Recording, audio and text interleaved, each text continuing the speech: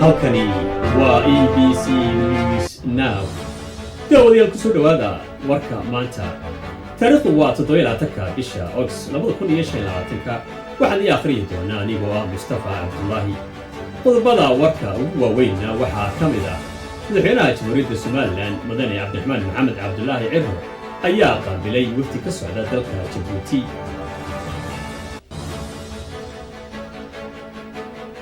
wararka caalamkana waxaa ka mid ah dagaalka Ukraine iyo Ruushka ayaa meel gaaray, isla markaana Ruushka ayaa sheegay inuu qabsaday magaalooyin cusub oo hor leh. dagaalkuna waa uu sii socdaa. qodobadaas iyo qodobo kale ayaan ku eegi doonaa warkayaga. daawasho wanaagsan. waa tahay daawadayaal, ku soo dhawaada warkii oo faahfaahsan. madaxweynaha Somaliland mudane Cabdiraxmaan Maxamed Cabdullaahi Cirro ayaa qaabilay wafdi ka socda dalka Jabuuti.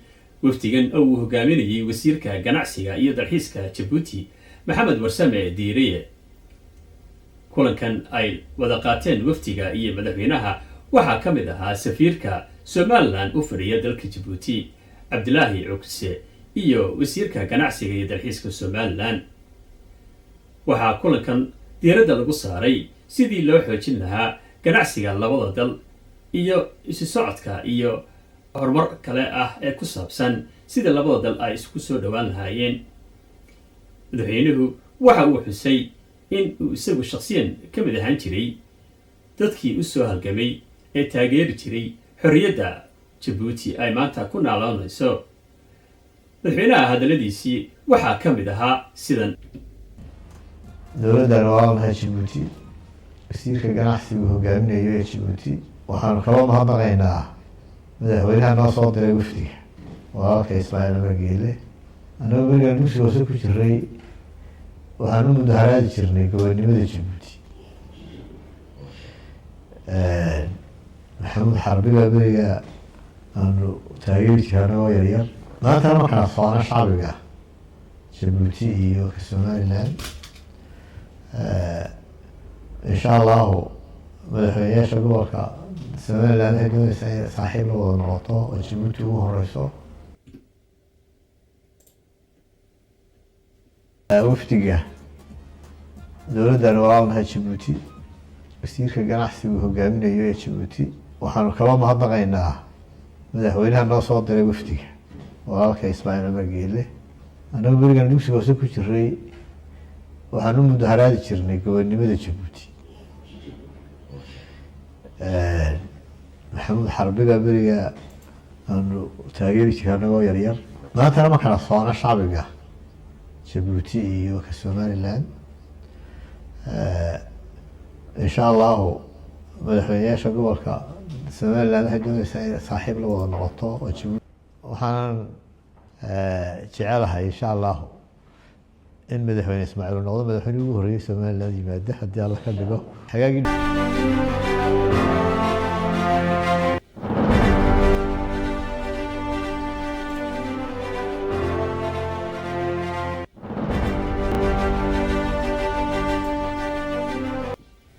waa tahay daawadayaal, iminkii haatana warka caalamka. dagaalka Ukraine iyo Ruushka ayaa waxa uu galay marxalada aad u adag. Ukraine ayaa waxay wajahaysaa dagaalo qadhaadh, duufaano, duqeymo xoog leh, drones loo adeegsanayo, madaafiic loo adeegsanayo, gantaalada casriga ee hadda dambe ee Ruushku soo saaray uu ku garaaco ee loo yaqaano Iskandarka, taas oo iyagu cardaaduqaha ka dhiga meel kastoo ay ku dhacaan. ruushka waxa uu ku dhawaaqay inuu qabsaday magaalooyin hor leh. magaalooyinka uu qabsadayna waxaa ka mid ah magaalada Dnipro iyo magaalada Novohorodzhka. labadaasi magaalo oo iyagu ah gudaha Ukraine. magaalada Dnipro marka laga hadlayo waxa ay ku taallaa gudaha Ukraine, waxayna u dhowdahay dhinaca iyo Kiev. waxa magaaladan u dhexeeya webi weyn haro weyn, taas oo loogu gudbo Ukraine. difaac adag ayay ku jirtay in aan webigaasi Ruushku aanu ka soo gudbin, balse waxa ay ku noqotay fajiciso imika in uu Ruushku arrintaasi gaaray. muddo ayuu ka hameeyay Ruushku 1000 jeer oo isku dayay oo uu dhaafi kari waayay difaaca Ukraine ay leedahay, balse waxa uu ku guuleystay shalay in uu magaaladaasi gudaha u galo uu taabto uu qabsado. ukraine waa ay beenisay iyadu markii hore. waxa ay madaxdeedu ciidanka saraakiisha ugu sarreeya ay beeniyeen warkaasi uu ruushku sheegtay, balse maanta ayaa ay maabkooda loo yaqaano deep stateka ee dagaalka ka sheekeeya ayaa ay ku xaqiijiyeen arrintaasi in uu ruushku qabsaday magaaladaasi. sida aad ka aragtaan maabka haddeerto, magaalada dnipro waa magaalada gudaha ku taala ee gudaha ukraine u gashay. dnipro oo magaaladaasi isla markaana waxa ay ku taalaa meel istaraatiiji ah oo aada u sarreysa. sida aad arkaysaanba waa webiga khatarta ku ah ukraine ee ay ka baqayaan in loo soo raaco ee ruushku u soo raaco dhinac kasta oo ku yimaadaba. balse xaqiiqdu waxa ay tahay ukraine iyadu ma difaaci kartaa wixii intaa ka dambeeya. magaaladaasi waxa ay muhiim ku tahay webiga arkaysaan ee halkaa socda ayaa waxa uu u galaa ilaa iyo gudaha. marka loo eego kiyef gudaha xaggaa iyo kiyef iyo hareeraheeda iyo magaalada kiyef kharkiv xaggaana laga aadi karaa.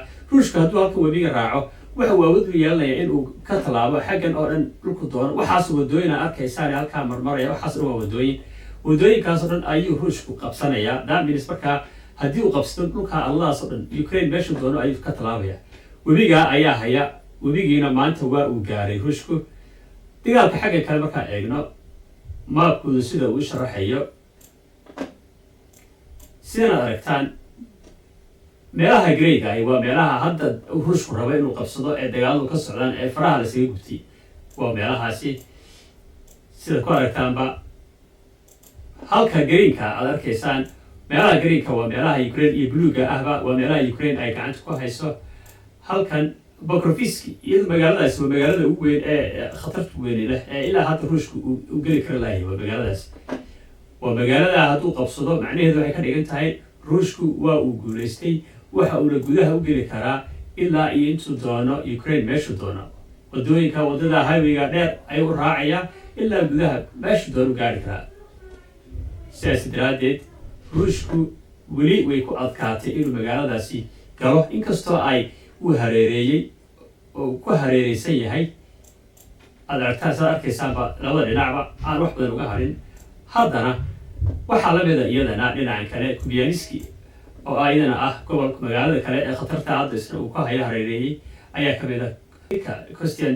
Konstantinivka waa magaalada kale iyadana oo ah hadda uu dagaalku ruushku uu ku wado si xoogan iyadana inuu qabsado, balse ilaa hadda waa uu geli kari layahay difaac. waxaa la yidhi mitid farayare marihii badna kama macaashaan. waa dagaal cajiiba sida uu socdo. aad arkaysaan ruushku isagu waa uu dadaalay dhinaciisa, waxa uu samayn karayo oo dhan waa uu qabsaday. inta uu qabsan karayo waa uu dadaalay, balse umay suurtogelin in uu sameeyo in uu dhaqso kusoo gebagabeeyo dhulkaasi oo dhan. trump waxa uu doonayay inuu soo afjaro dagaalkan hadda meesha ka socda, balse trumpna waa ay u suurto weyday, waayo dhaqaalo badan iyo qarash badan ayuu ku bixiyaa. ruushku isagu qorshaha uu taaganya waxa ay tahay in uu gaaro xilliga winterka oo loo yaqaano xaggan yurubta ilaa iyo december in uu qabsado dhul muhiim ah oo aan hodhow dagaalkii ku adkaan doonin xilliga qabobaha ah. sidaa daraaddeed waxa uu isku dayayaa inuu dhammaystiro dhulkaasi ruushku, balse waxaana garan karin halka uu gaari karo inta ka horeysa ilaa bisha december. ilaa imika dhul badan oo aanu filayn inuu qabsado ilaa bishan hadda aynu ku jirno ee ox ayaa uu ku qabsaday ruushku. ilaa haddana ukraine ay la liidato dhaqaalo xumo iyo rasaas la-aan iyo hubiyari aawadeed. sidaa daraaddeed waxaa laga maarmaan ah ruushku in uu dardargeliyo hadduu doonayo inuu dhaqso u qabsado taargetka uu leeyahay ee istaraatiijiyadda dagaalka uu ka leeyahay. ukraine dhibka hadda haysta ee dib u jiidaya ayaa ah mid in aanay dhaqaalihii ay dagaalkan ku wadi lahayd aanay wada helaynin. weliba ha noqoto xagga hubka uu maraykanku ka taageeri jiray, taasoo ku adkaatay oo iyadu hadda uu trump cunaqabateyn yaro saaray. balse ilaa iminka aan ukraine loo fasixin gantaalada waaweyn ee ay ku duqeyn karaan ilaa iyo moscow iyo gobollada gudaha ruushka gudihiisa. haddaba qodobkan ku saabsan ruushka inuu december gaaro dhulka uu doonayo oo dhan waa ay ku adag tahay ruushku wax la dhayalsan karana ma aha waa tahay daawadayaal warkeennii maanta intaa ayaan kusoo gabagabeynaynaa fadlan hanaga ilaawina subscribe-ta iyo comments-ka iyo like-ta intaba hawsha miiriyaha ayaanu ku wadnaa oo ku socodsiinaynaa waad mahadsantihiin intaanu dib u kulmi doono waa anigoo ah mustafa cabdullaahi isma dhaafno sidaa iyo nabadgelyo